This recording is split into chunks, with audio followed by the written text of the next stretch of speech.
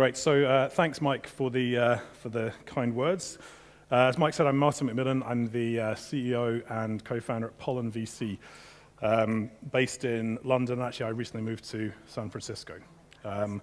So I'll just give you a little bit of intro into who we are and what we do. So as Mike said, we provide, if you like, a new form of capital for app developers who are ready to scale. We do that by enabling app developers to access the money that they are earning, but they can't access from the app stores, and we let them do that early. The great thing about our model is that it's super flexible and it's also non-dilutive for developers. So very often we see developers go back and they raise equity capital for user acquisition, which is a very, very expensive and inefficient way to deploy equity capital. And that's one of the key things about us and our business, is that we're on a mission to try and educate startups and developers about thinking about capital efficiency and scaling up in the most efficient way. So, of course, there are the fairy stories about the games that just launched, they go viral, and everything else is history. For the rest of us, paid user acquisition is a really, really important part of being able to scale up. And so it's really necessary to think about a paid UA strategy from very early on into, from the very early stages of soft launch, or ideally really from the baking it into the design of the game and what those mechanics are going to be. So I'm going to kind of rewind a little bit. One of the things I've noticed since moving to Silicon Valley is the obsession there with unit economics. And unit economics is really a very simple concept of how much does it cost you to acquire a user, and how much is that user going to pay you over time. Now, the great thing about the app economy is that it's relatively straightforward to calculate those sort of those numbers, and it's really important to understand them in terms of figuring out whether you've got a formula that's going to allow you to scale using paid user acquisition, or you haven't. So let's start with let's start with the install cost. The cost per install. How much is it going to cost you to acquire a user? So typically that's what you're going to pay Facebook or you're going to pay Google to acquire a user. We're not going to get into the quality argument and so on here, but just the base economic of how much am I going to pay? Where do I find them? How am I going to target those users? How am I going to refine this audience over time? And when do I pay for these users is really important. So that's that's generally a pretty easy metric to calculate. You can figure out, Facebook will give you audience reach potential, how much it's going to cost you. It's a relatively easy figure to calculate. The much harder one is going to be lifetime value. So if you're talking about a freemium app, which most of the audience here I think we're going to be talking about, it's much harder to calculate lifetime value for a freemium audience. It's very easy for a paid app. It's all the money you're going to make less the platform fees, but you have to take a step back and look at a cohort of users and look at the expected behavior over time. So you're going to try and estimate what lifetime value is, but also a thing that many developers miss out on is like, how long is the lifetime and why is that important? And also, what's the shape of the lifetime value curve? So if you look at a basic formula for success, you put $1 into the UA machine, you get $2 out or $1 something out the other end, result happiness. Conversely, you put $1 into the UA machine, you get less than $1 out, result misery. You shouldn't do it at all. So in a way, there's some binary economics around it here. And sorry to use the slot machine analogy, but it's a little bit like that. So marketing 101. Unless you've figured out a way to spend profitably, then you shouldn't spend at all, because mathematically you're setting out to lose money. Now, that's not to say you may not have amazing viral channels and PR maybe works for your game or whatever, but essentially at that stage, playing the paid UA game is probably not going to work for you. So if you look at just those core economics, how much is it going to cost you to acquire a user? What the expected value and lifetime value is going to be from that, and then also how long before you receive the revenue.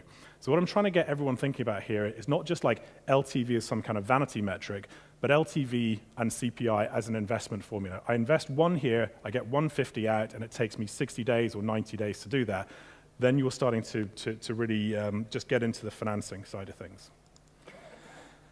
So from a revenue point of view, you may be earning that cash every day, and you can see it and you can smell it, but you can't touch it. So you have to factor in the fact that revenue is being earned, and from a P&L point of view, you can see it accruing. You can look into your dashboards, but it's going to take you some time before you actually get the cash out. And you have to really think about what that means for the financing of your business, and specifically here, the financing of your growth, if paid user acquisition is going to make sense as a strategy. So the way we think about it is this is effectively an untapped asset. So think of it as a pile of cash in the corner of the room, and every day people are buying IAPs in your game, people are watching ads, and you can see the money accrue, and you can see it and you smell it, but you can't touch it. Think of that as an asset, and when you think of that as an asset, if there's a way to unlock the value from that asset, that becomes the easiest and cheapest and simplest and non-dilutive form of capital you can have in order to grow your game, if your metrics stack up. So one of the things we recognize is that whilst the install cost metric is pretty easy to evaluate, the lifetime value is a lot harder, particularly in freemium. So about 2-3 months ago, we launched a calculator online on our website, which is basically just trying to help developers figure out whether paid UA makes sense as a strategy or not. So it's almost like the traffic lights, and most of the people that we were talking to, sometimes their estimates of lifetime value would vary a lot. So we have a lot of financial modeling experience internally as a company. So we put the calculator up just for the purpose, really, of I need to know, does this make sense as a strategy or doesn't it? So it's just really like the first step. So the way it works, and this is completely free and open for all, I'd encourage you to go and try it out, is there are some readily available metrics, and every developer we talk to seems to be swimming in a sea of metrics. There's the analytics packages, the attribution packages, and so on, and what we're trying to do is to help make sense of these metrics into something that's actionable, saying, should I do this or shouldn't I? So we start off just with requiring some pretty readily available metrics. So specifically ARPDAU, super important. So average revenue per daily active user. We're also going to put in the install cost. How much is it going to cost me to acquire a user? How much do I have as an initial marketing budget? So you're always going to have something to nudge the ship out of port. That may be 10,000, maybe 100,000, maybe 1 million, depends completely on the game. Next, we're going to look at organic uplift, and this is where it starts to get harder to model. So you're best to err on the side of caution when estimating your organics. And this is basically for every paid user I'm acquiring, how many free users do I get? So free users could be acquired by word of mouth or some kind of social or sharing dynamic within the game. But generally, you'll see some kind of halo effect in terms of free users coming in on the back of your paid campaigns. And then next, and really most important, is retention. So how long are users staying in my game? And that's measured out basically as long as you have the data for. So again, you should err on the side of caution because beyond like 90 days, if you're talking about even 1% or 0.5% at day 180, that can really skew the results. So unless you do have 180 days of metrics to actually look at, you're best to err on the side of caution. But the really important ones are going to be day 1, day 7, right out to day 30, day 90 if you can estimate it. And then from that, you have the basic set of metrics to look at lifetime value. And if you think about it, what we're doing is a calculation that's building a curve and saying, how long do people stay in my app for? How much am I making every day? Therefore, what does the lifetime value profile look like? So first of all, we're going to look at a lifetime value curve. Now, it's really important to visualize the curve, not just think about it as a metric. The steepness of the curve indicates how quickly you are earning the money, albeit not banking it, and is going to define how quickly you can take money out of your game and reinvest it back in to acquire more users. So the shape's really important. So the first thing we're going to look at here is the CPI install day, which is, in this case, we are, I think this is day 18. My monitor's a bit fuzzy, but so what we're saying is like, how many days before I break even? So that dollar that I install, when do I get my money back from that? And then after that, I'm going to look at the shape of the curve, and I'm going to look at it and thinking, well, beyond what point don't I really care? And so I'm looking at day 208, 95% lifetime value. Beyond that, anything else is just gravy. Let's say it's so flat, I'm not going to price that into my equation. So what you have here is effectively an investment formula where you're investing $1 and you're getting $2.54 after 208 days. Now, the assumption here is that all of these things remain static, which of course they don't do. But as a bellwether test, does this work in theory? This is interesting for me to take a look at. And the other thing is then, how long is that, how many reinvest cycles can I do in a year? So if I have let's say a 30-day cycle, I can put $1 in, I can get $1.50 out in 30 days. That's fantastic because I can do that 12 times in a year. If you think about starting to annualize that ROI, it starts to get very interesting versus a much longer time in terms of recovering that lifetime value. So one of the things, again, we're trying to think about is getting people thinking about how can I try to extract lifetime value more quickly, and what's that going to do for my overall kind of ability to acquire users. So the next thing, if you look at, is and this is just the velocity of money argument here. So if we go back to those original numbers, so I'm taking my $10,000, and if you look at the blue line, what it's doing is you're going from 0 to minus $10,000 in 7 days. That's me taking my 10K budget, and I'm spending it over a 7-day period. What then happens is for the next 60 days, I'm waiting to get paid out by the platforms. And then after 60 days, and at every point in the curve thereafter, then you're getting money back. So you're waiting to get money back, you're reinvesting it. You're waiting, you're reinvesting. So that's the bottom line. The top line is if you're able to access that money every 7 days, and that's after a financing fee, what are you then able to do? So if I'm able to bank that lifetime value and then use that money to reinvest, assuming exactly the same reinvestment rate, etc., mathematically that top line is what it's going to be. It's what you're going to be able to achieve. So if you look at the longer you do it for, and the more you reinvest, this is just this isn't some machine learning algorithm. This is just mathematics. The velocity of money. If you're making it, the quicker you reinvest it, the more money you're going to make.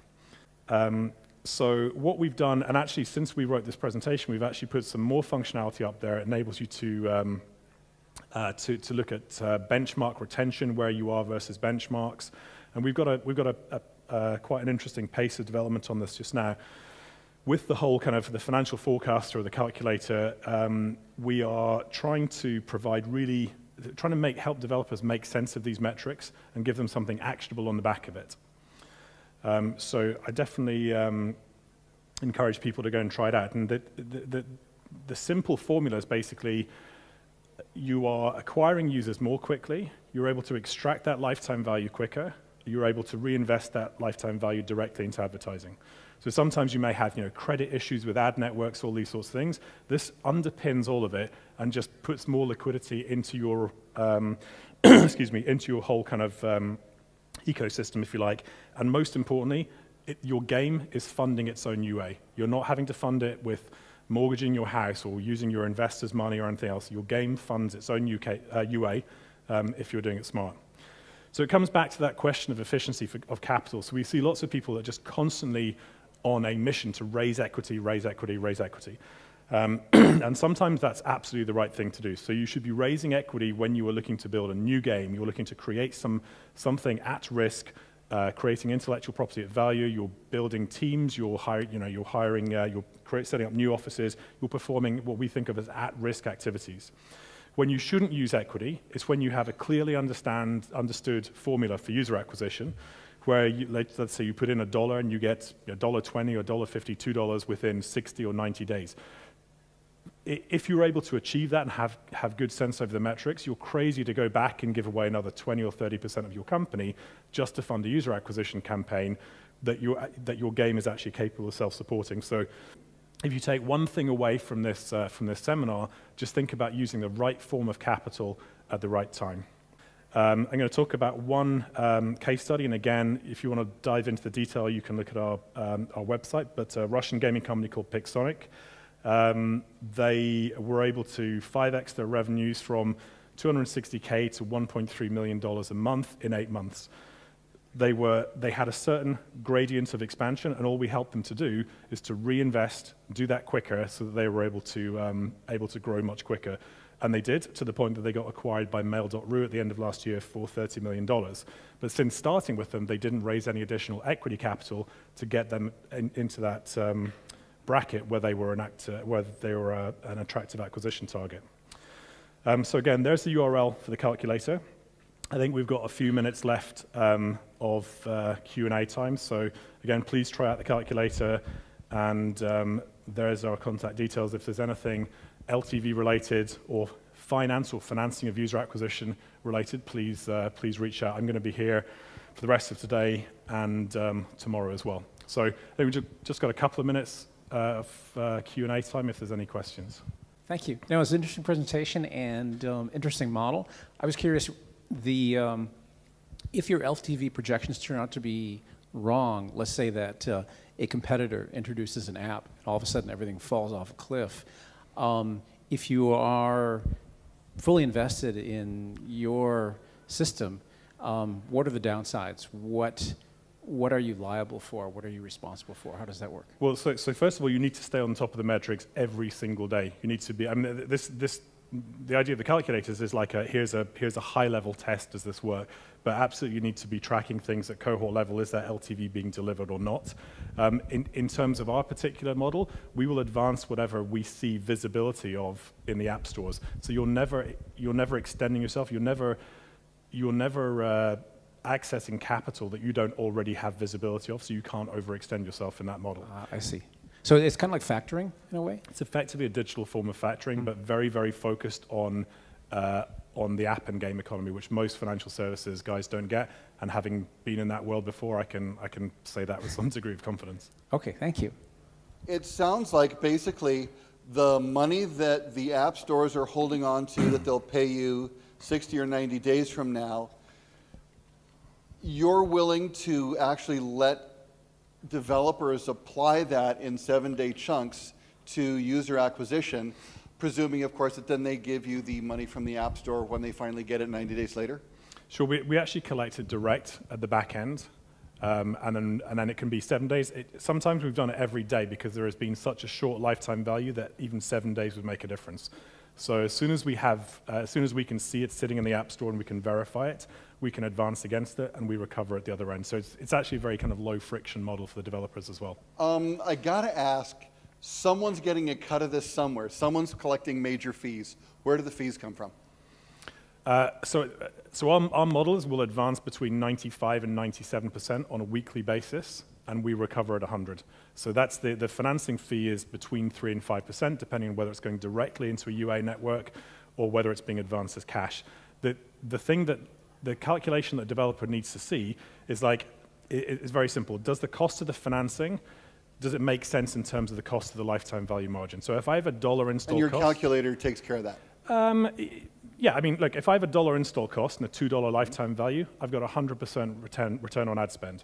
If I then say I've got a 103 or a 105 install cost, I've still got a $2 lifetime value, and I should do that trade until it crests off, until the CPIs rise enough for me to not want to do it anymore. All right, Martin, thank you very much. Appreciate it. Great. Thanks, everyone.